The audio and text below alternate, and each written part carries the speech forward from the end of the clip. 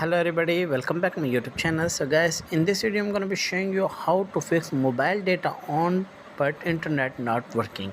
Let's start video without wasting time. First of all, open your setting, and from here you tap on mobile network, tap on this and scroll down and tap on data usage, tap on this.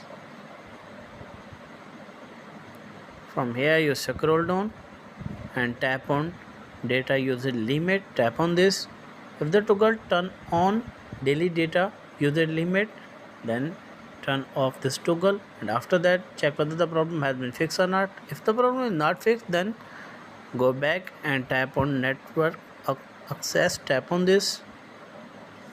From here tap on any one app, and from here you make sure that select Wi-Fi and mobile data icon, everyone app, and after that check whether the problem has been fixed or not. If the problem is not fixed, then go back your home screen. From here turn on aeroplane mode, tap on this and wait a few seconds, and after that tap on again aeroplane mode, and after that I hope your problem will be fixed. If the video is helpful, then like and subscribe my channel. Thanks for watching.